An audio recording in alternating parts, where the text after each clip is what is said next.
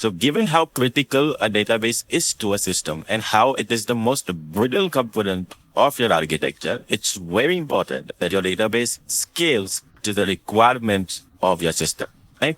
Now in this one, let's talk about how or different strategies to scale a particular database. Now, the strategies that we discuss are not just limited to a relational database. You can apply to non-relational DBs as well. The strategies are very common and very general way to scale any stateful things like database. Right? Okay. The first one is vertical scaling. When we talk about vertical scaling a database is all about adding more CPU, more RAM, more disk to the database. Now, what happens is when, let's say you're starting out, you just build an early version of your product. You said, hey, 4 GB RAM is more than enough for me to to store all the data that I have. But when you see progress, when you see huge amount of load coming in, that 4 GB RAM does not seem enough. So that is why for you to be able to handle a huge amount of load, you would have to pour in more resources into that database. So which is mean that you add more CPU, more RAM, more disk to the database and make it big enough to handle the load. Right? So when you do this, when you upgrade your database, so typically in today's day and age, most of our infrastructure is on cloud, which means that you typically don't have to deal with all the ugliness that comes into copying data and whatnot.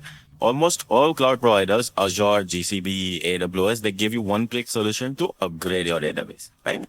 So what I would recommend is take that as a black box, right? Take that as something today. You just need to do 2 clicks to upgrade your database to a higher infrastructure level. So from 4 GB RAM to, let's say, 8 GB RAM. So when you do this, although your cloud provider abstracts out all the complexities of it, but it would still require a downtime because your database would reboot at that time. So whenever you are scaling up vertically, there is a short duration of time where database would be unavailable, which means your system would have a small downtime. But it does give you ability to handle quote unquote scale or more load that you are receiving, right? So in most cases, it is just 2 or 3 clicks away and you would be able to vertically scale your database. Now here, one key thing to note is whatever you're scaling vertically, it has a limit. Even when you go to any cloud console, AWS, GCP, Azure, you would see that only up until a certain point, the options are there. You cannot go beyond that. Right? Because vertical scaling has a physical limit. I'll give a small example for that. Let's say you purchased a phone, right? A smartphone. That smartphone comes with an expandable storage. Now that expandable storage, you get this option that, hey, you can put at max 128 GB expandable storage. Now, what happens when you put in 1 terabyte there? Right? 1 terabyte SD card in that. Right? It does not recognize it.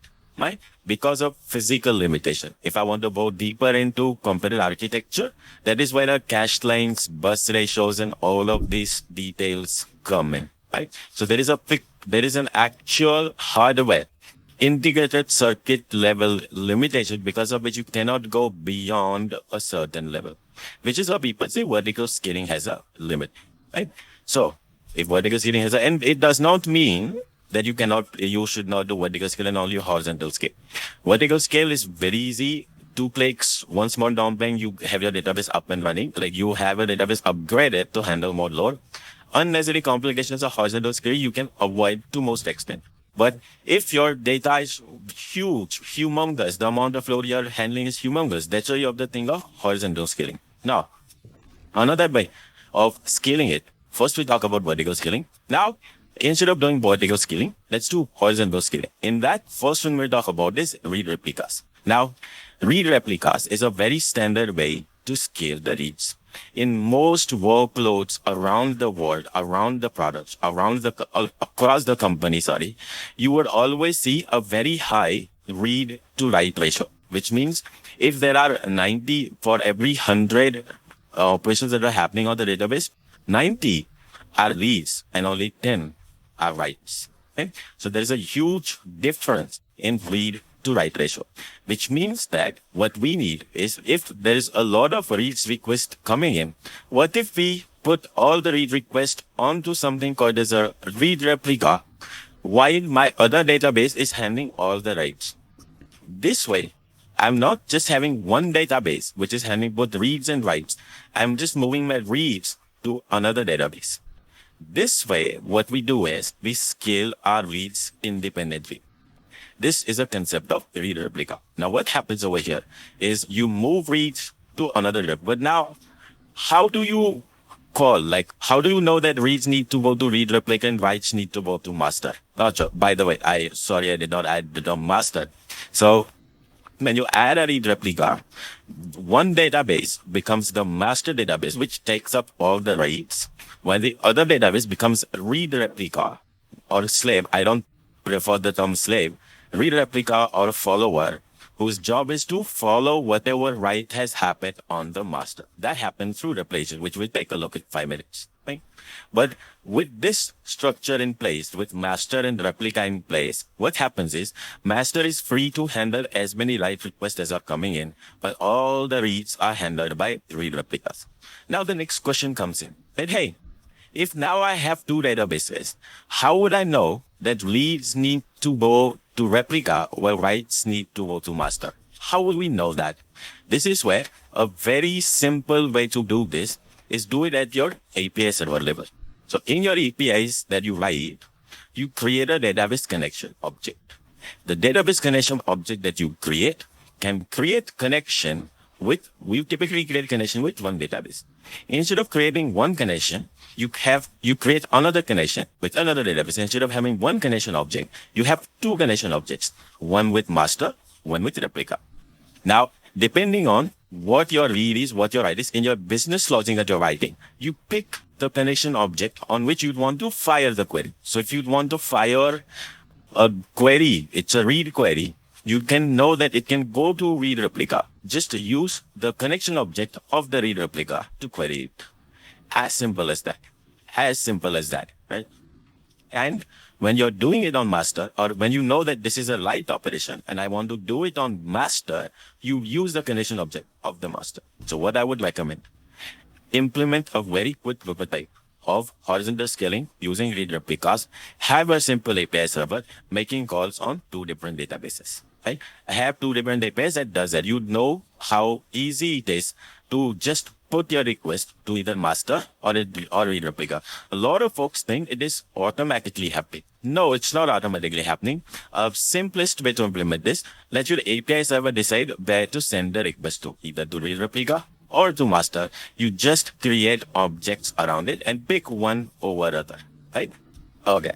Now, we know that master and replica are connected via quote-unquote replication. So this replication determines how writes from master go to replica. Now there are two modes of replication. First is synchronous replication. Second is asynchronous replication. Now we'll talk about synchronous replication first. In synchronous replication, what happens is when your write comes to an API server, your API server pushes or makes the write to the database. Now the write has happened on the database. Now here in synchronous replication, the writes from the master goes to replica, right? So either your master makes a call to replica or API server makes a call to replica, irrespective. But the idea is that an API server does not respond back to the client unless the write has happened on the master and on the replica. Then only we would say that write is successful, and then only we would return it to the user that, hey, write is done.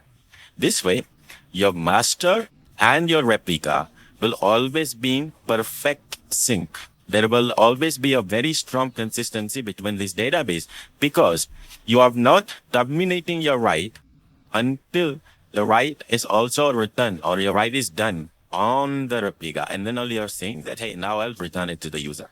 So this is obviously very slow because it would increase the latency that user observes. Because now user does not have to just write, like the ADSR doesn't have to just write to the one database and return. The writes have to go to two databases now, right? So you would see a slightly higher latency, but what you get you get almost zero replication lag because writes are going on both sides and then on both databases and then only being returned to the user, which means that there is zero replication lag between the two database, but your writes are slow. You can't help, right? It's entire word is a trade-off, and that domain of parameters and is trade-off. So we're trading off strong consistency and replication lag. Right? Okay.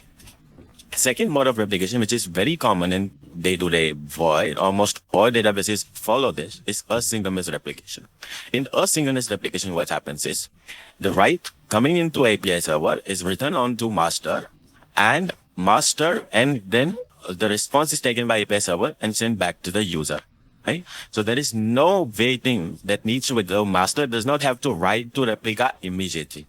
So what happens over here is your write typically goes to master and send back to the user then and this day. So user sees very fast writes. It does not have to wait for the write to propagate to replica yet. So now, how does replica get the updates on the master? Which is where what happens is almost all databases come up with a way to create replicas. MySQL, Postgres, MongoDB, everyone has a replica. So what you do, you create a small configuration. It's a small configuration that you enable that, hey, this database is a replica while this database is master. So let's specify that this replica is following this master. So what happens is replica periodically pulls the data from the master. It knows up until this point, it has the data. It periodically checks with the master and says, hey, what's next after this? So master sends all the queries that have been fired after that, and it sends to replica. Replica applies those things on that and on itself. And this way, instead of master pushing the data to the replica pulls it periodically from the master. Now here you can see that there might be some delay after which a replica is pulling it from the master. So which means that there is no strong consistency between this database. So there would be a chance where your write has happened on the master, but before it has gone to replica, you make a read on the replica. There are other challenges that comes with it, right? So the write would have still not been there on replica, but it would be there in master. So the databases are not in perfect sync. This is replica lag that we're talking about, right? So these are two very common ways of doing replication, synchronous and asynchronous. Asynchronous replication is what we all configure in day-to-day world. We all on MySQL, Postgres, MongoDB, Redis, picked up every database. Almost every single database supports read replica. And this is how almost all of them do replication. It's all asynchronous. But there are places where synchronous replication is also very helpful, especially when you need strong consistency between master and replica. When I say consistency, it's more about having almost zero replication lag between master and replica. Okay. Now, the next way to do horizontal scaling is sharding. Now, sharding is very interesting. So now here what we did is we scaled the reads. Now we can add many read replicas reading from the master, and we have been able to scale the reads. But now what if we get huge amount of writes? What if reads are okay? We scale the reads, but now we are seeing enough writes. We say, hey, we do vertical scaling, but after a certain point, you cannot do vertical scaling. What if we want to go beyond that? Which is where sharding comes in. So what sharding suggests, and I'll give a brief intro to sharding at the moment, then we'll go deeper into sharding in the next one. So sharding is all about, because your one node cannot handle the data or the incoming load, write load, we split it into exclusive subsets of data. Right? So for example, what we do is instead of having one data node holding all the data, you have 3 nodes containing 3 subsets of data, mutually exclusive subset of data. I'll give a simple example. Let's say I have a key value database in which I'm storing keys that starts with A to Z. So what I can do is I can have A to J over here, K to P over here, and T to Z over here. I can define my own logic that, hey, all the keys that are in A to J range, they would all go over here. From J to P, we go over here. And from P to Z, from U to Z, will go over here. This way, what we're doing is we're creating 3 mutually exclusive subsets of data. And each shard is responsible for its own thing. Right? This is sharding. Now, similar to how your API knows about read replica and master. Here, your API, the simplest implementation says that your API knows about existence of all the three shards and it knows where to go to. It knows that API server has a logic that if the key is in range A to J, I'd have to go use connection object of shard 1. Otherwise, shard 2. Otherwise, shard 3. So this is where the logic of quote unquote routing, this is called routing logic. When the request from a user comes in, API server knows where to route the request, which means which connection object to use to make calls to these databases, to one of these databases. Right? This is where you're defining the routing logic at the API server side. Right? This is how sharding works. We will be there into sharding in the next video, but you get the overview of sharding. Right? This way what happens is, because now each shard is responsible for 1/3 of the keys. It's not this for like one shard is not coding all the keys. So we are literally slashing the load on each database by a factor of 3. By splitting that one database into 3 databases, each handling usually exclusive subset of data. Right? And here I describe one very simple way to route it, where the API server knows about existence of all the 3 shards and the routing logic. There are multiple ways to do it, a little advanced, but we get the idea that what sharding does, why it is important, and how you can naively implement it. Now, what I would recommend, I would highly recommend you to implement read replicas. Just have 2 databases, and in your API server, use either of the connection object to fire the query on that particular database. You'd know what sharding is. You'd know how quote unquote read replica is. If you are feeling excited, implement a replication on that. Set up a data node, set up 2 databases, make one as follower of other. Whichever database you're picking up, just Google how to create read replica for, let's say, MySQL. You would get those steps and implement it. Right? You will have a time of your life when you do that replication on your own, sharding on your own, API server handling or routing that logic to individual thing. You will have a time of your life implementing it. Like I would highly, highly, highly, highly recommend you to implement that. And yeah, I hope you found it interesting. Hope you found it amazing. That's it for this one. I'll see you in the next one. Thanks.